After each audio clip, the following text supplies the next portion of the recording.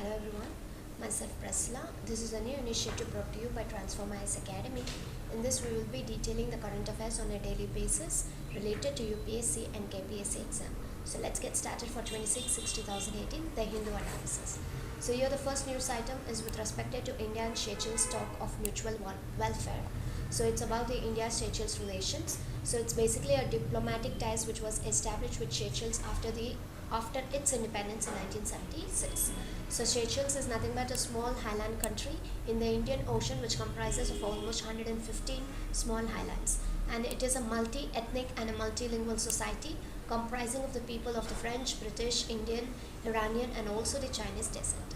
And it has a high strategic importance due to its proximity to global shipping and also the commerce lanes. It serves as a vital base to fight sea terrorism and piracy.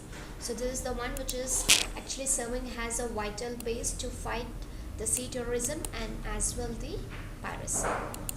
So in 1986 actually India had executed an operation and flowers are blooming in Seychelles when and request by the then President Rene, the Prime Minister Rajiv Gandhi instructed the then Indian Chief of Naval Staff to dispatch the frigate INS Vindhyagiri to avert a call. So in 2009 there was a request from Seychelles again. It is with respect to taking the request, India dispatched the naval ships to patrol its exclusive economic zone and guard it against the piracy. And India has also helped the Seychelles armed forces in capacity building. In 2014, the Indian naval ship INS Tarasa was gifted to Seychelles to help it improve its maritime security. Now, India has actually gifted a Dornier aircraft to Seychelles as well. So what happened right now is that in the recent visit by the Seychelles president, both sides agreed to work on the Assumption Highland project. So this is the present thing which is happening with respect to India and Seychelles. So now both the presidents have agreed to work on the Assumption Highland project, which was last week refused by the Seychelles Parliament. So both the side, the president agreed to have a Assumption Highland project, but last week they have refused Assumption Highland project from the hands of the Seychelles. Seychelles is not happy. The parliament has actually refused it, the Seychelles parliament. So this project would give India a strategic advantage in the Indian Ocean region. If this comes into an existence, then India's strategic advantage in the Indian Ocean would actually have a good opportunity. And India announced an $100 million credits to Seychelles for augmenting its defense capabilities, and both nations would intensify the cooperation to carry out the hydrographical studies of the maritime region and declare the exchange of necessary oceanic maps between the two sides. And India is ready to finance the 3 civilian infrastructure projects in Seychelles under the special grant. So the next, under the very important new project under India and Seychelles relations, is the Assumption Highland. And Assumption Highland is nothing but a very small highland in the outer island of Seychelles, the north of Madagascar. In 2018, the Seychelles and India had signed an agreement to build and operate a joint military facility on the portion of the highland. The plans for an Indian military base in Seychelles stirred up the public protest by the activists who believed that the islands must stay away from brewing India-China regional conflict. So as already we discussed here that the recent visit they agreed that they should have a project and they agreed to work on the Assumption Highland project, but last week the Seychelles parliament was refusing that they would not have any kind of an presence of the Indians when it comes to the naval base or the Assumption Highlands. So the location of Seychelles is out here, and here we have India, China, then this area is Arabian Sea, this Bay of Bengal, and very next to it we have the Maldives, and we have the Assumption Highland out here, Madagascar, right, we spoke about the north of Madagascar. So here you have the Assumption. Then you have the Mauritius, then this is the Indian Ocean, and these are the important map locations. The next one, the center may miss NRC deadline. So NRC is nothing but the National Register of Citizens.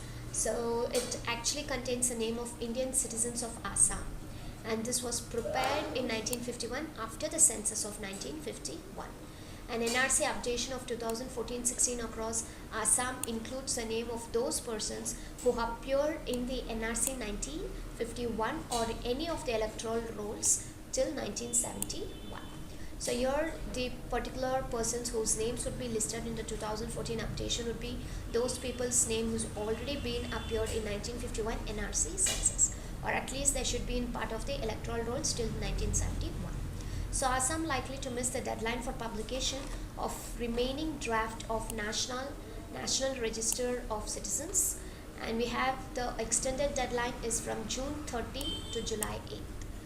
And the deadline extension was demanded because the state is affected by floods. So why when this extension is being given to Assam is because right now Assam has been affected by floods, so that they are not able to finish up the work of the NRC as per the accepted date of June 30, wherein it's been extended to July 8th. So the Registrar General of India will be responsible for the publication of the final list to segregate the Indian citizens from who illegally entered the state from Bangladesh after March 25, 1971. And those names that do not appear in the list cease to be an Assamese citizens. So NRC is all about the National Register of Citizens. The person's name who's not been listed in the NRC list, they would be ceased to be called as an Assamese citizens. And what would be the eligibility criteria for the inclusion of NRC? First and foremost, as we already discussed it, it's the person included in the 1951 census. Second, the person on electoral rolls up to the midnight of 24 March 1971. Then we have the descendants of the above mentioned person, the person who came to Assam on or after 1st Jan 1966, but after, that's 1st Jan 1966, but after 25th March 1971, and registered themselves in accordance to the rules made by the central government with the Foreign Registration Regional Officer, FRRO. Those who have not been declared as illegal migrants or foreigners by the authority. So this is the basic eligibility criteria for the person's name to be included in the NRC. By getting the name included in an NRC, they will be called as an Assamese citizens. The next one we have is the anchor bank for PSB consolidation put on hold. So PSB is nothing but the public sector banks, and we have a concept of the anchor bank. The concept of having 5 to 6 anchor banks and consolidate the weaker banks with them put on hold. So here they actually wanted to make a consolidation of the weaker banks and also have like 5 to 6 anchor banks, but right now this particular move has been put on hold. The major hurdle comes in the form of the culture when it comes to integration. So here when we have to consolidate, which means that we have to integrate the banks. So here they're telling the major hurdle is from the culture when it comes to the integration. And one of the suggestions made to the Ministry of Finance is classifying the banks into 3 categories. So there's also a side-by-side we are getting a suggestion to what has to be done instead of having a 5 to 6 anchor banks or consolidating a weaker banks. There is a few suggestions. Number 1, to be called it as a universal bank. 1, does all kinds of banking including the corporate lending. Number 2, national retail banks which would focus only on retail lending. And we have the regional retail banks. So these would be the suggestions which would be made to the Finance Ministry. Perceptions with respect to the anchor bank for PSBs consolidated put on the hold. The next news item, Centre cannot guarantee the power supply to all villages, says the officials. So we are talking about basically an electricity issue. Despite the government pegging India as a power surplus nation, almost every state in the country reels under power cuts. So the centre says its responsibility is to connect the households and villages to the power grid, and it cannot guarantee the supply of the electricity to them. So what the centre is saying is that my responsibility is to connect the households and villages to the power grid, but it is not my responsibility to guarantee the supply of the electricity to them. So it is a responsibility of the state level distribution companies to ensure the power availability in the every villages. And apart from that, the centre has also claimed 100% electrification of all villages and 83% of all households across the country. So a very important scheme pertaining to the electricity is Uday. So it is to provide a financial and an operational turnaround of power distribution companies and aims to have a long-term affordable and accessible to 24/7 power supply to all. And it has a target of making all DISCOMs profitable by 2018-19 through 4 initiatives. So the main target of the Uday scheme is to make all DISCOM profitable by 2018-19 through 4 initiatives. And those 4 initiatives are improving operational efficiency of DISCOM, reduction of the cost of the power, reduction of the interest of the discoms, and enforcing the financial discipline on discoms through the alignment with state finances. So these are the 4 initiatives what the scheme is looking out for. Under this particular program, the state shall take over 75% of the discom debt over 2 years. That is 50% of the discom debt shall be taken over in 2015-16 and 25% would be in the year of 2016 and 17. The Government of India will not include the debt taken over by the states as per the above scheme in the calculation of the fiscal deficit of respective states in the financial year 2015-16 and the financial year 2016-17. So government is also very clear when it comes to what has to be taken as a debt and what not to be taken as a debt. And we have the states will issue a non-SLR. So SLR is a statutory liquidity ratio, and we have the SDL, it's a state development loan bonds in the market or directly to the respective banks, the financial institutions holding the discom debt to the appropriate extent. And apart from that, the discom debt do not take over by the state shall be converted by the banks FIs into the loans or the banks, right? It's action. The next is about the appropriate extent. The discom's debt not taken over by the state shall be converted by the banks FIs into loans or the bonds. So this is a main part of the scheme called UDAY. The next is an unequal plateau. So we have talking about the malnutrition crisis.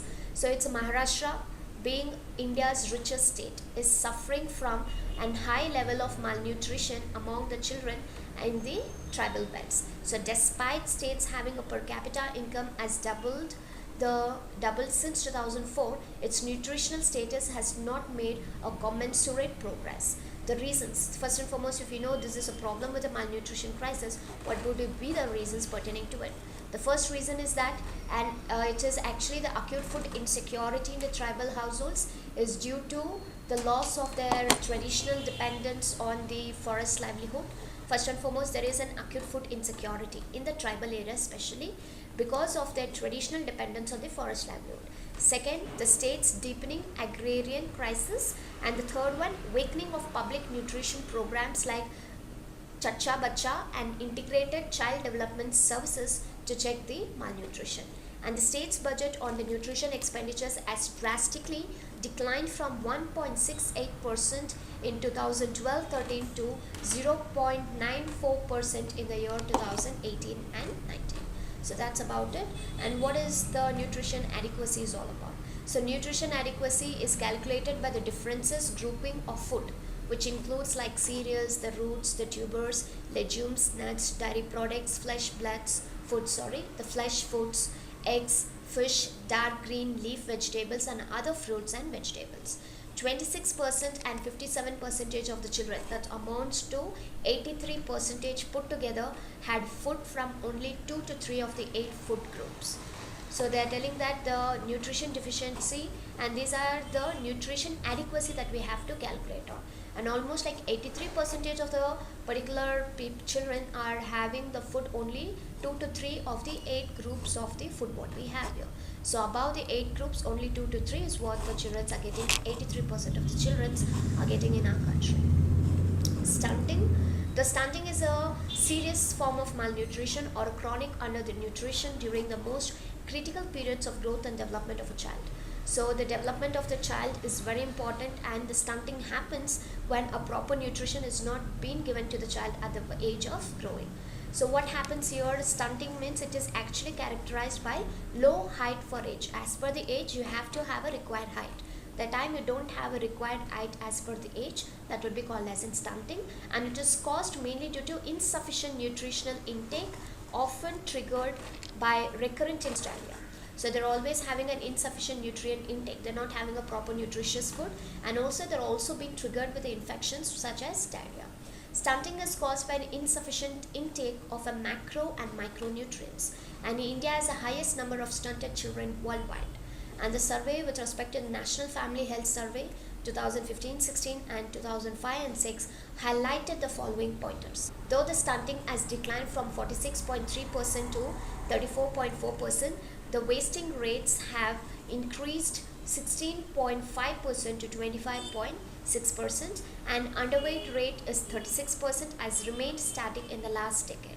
And every second the tribal child suffers from the growth restricting malnutrition due to the crop. Especially we are focusing with respect to Maharashtra.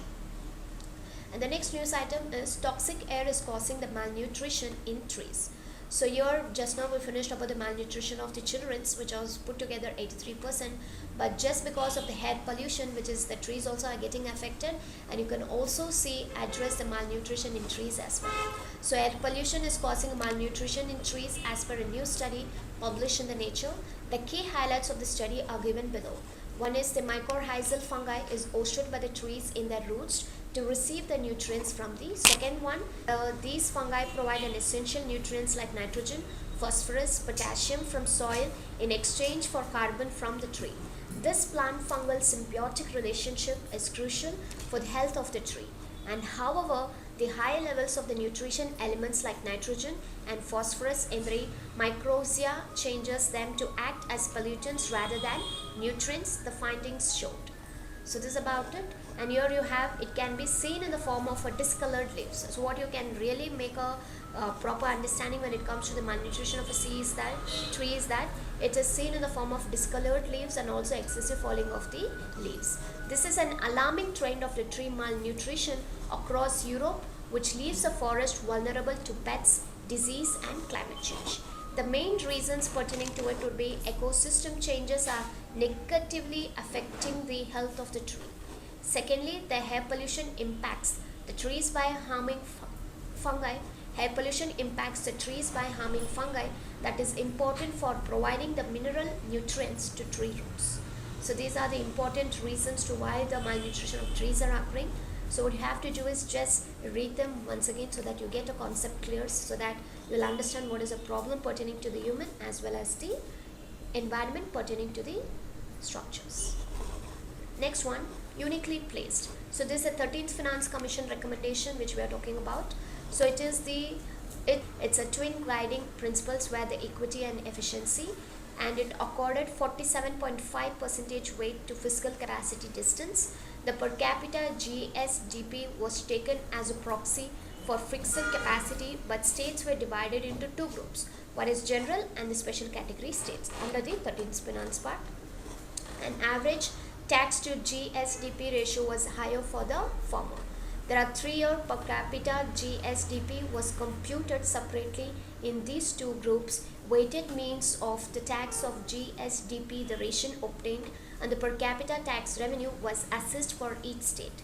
And the fiscal distance was calculated on estimated per capita revenue with reference to the higher state, which was then multiplied by the 1971 population to arrive at the share of each state. The revision of the base year to 2011 and 2012 by the Central Statistics Office from 2004 and 5 also created the complications. These were the main recommendations of the 13th Finance Commission. Just have a glance to it. So now we have the 14th Finance Commission recommendation. The Commission had actually adopted a formula-based tax devolution. So the tax devolution approach means it is 1 minute. So here you have the devolution means a statutory delegation of powers from the central government of a sovereign state to govern at a subnational level, such as regional or local level. Basically, we are talking about a form of an administrative decentralization. So tax devolution, which means that it is an administrative decentralization apart from granting aid for local bodies, disaster relief and post-devolution revenue deficit grants. The share of the devolution to the states was enhanced to 42% from 32%, which gave the states considerable flexibility. So earlier the states used to get 32%, but right now they are getting 42%. By getting the 42%, they have a proper flexibility to what has to be done. And the 14th Finance Commission accorded 27.5% weight to the population, that is of which 17.5% was of 1971 population, and 15% to the area, and 7.5% to the forest cover, and 50% to the income distance. And the larger states with the larger populations have a greater requirement of resources. So more larger the states, the larger the population, the greater the requirements of the resources. And here we have the income distance was adopted as a proxy for fiscal capacity, and the forest cover was given the weightage for the first time, underscoring the ecological benefits. No state specific grants were recommended at the 14th Finance Commission, and the 15th Finance Commission is in the process of figuring out a fair formula for the distribution of the net tax proceeds between the union and states and among the states. So we also saw the 13th Finance Commission, right? We have the 14th Finance Commission, and right now we are talking about the 15th Finance Commission, which is actually looking out to have a fair formula. And here we have the Northeast states. The Northeast states represents their distinct entity for developmental planning and has a special category status. So these states face the following challenges which need to address in devolution formula. And here we have like few important points. There are low levels of human development indices. Then we have a low resource base, poor connectivity and infrastructure. The Northeast also bear the burden of natural disaster. The Energy and Resources Institute has computed an index of vulnerability of all states. The disaster vulnerability index is highest for the Northeast. And the maintenance of assets such as the rural roads under the Pradhan Mantri Gram Sadak Yojana require a huge expenditure, especially in hilly states. And the region is also has the highest forest cover and represents the largest carbon sink nationally. Allocating 10% for the forest cover would encourage the states to preserve the forest, and a number of centrally sponsored schemes have been rolled out where the obligation of the state share is huge, adding to revenue expenditure. So this is about the news items for 26/6/2018. So what you have to do is, for whatever is being done now, try to read it again and again so that you will understand the concept. In the first go, you will not understand anything of it. If you are a fresher, that's why even I am not digging too many of the informations at one particular videos. So what we will be doing is, right now, we'll just start up with what's there on that particular day, because after 1 month and 2 months, you're going to get the same repetition of the news. So that at that point of time, I can refer you, this is what we did it on so and so day, so that you'll have your recapping things done better. So enjoy your learning. All the best. Thank you.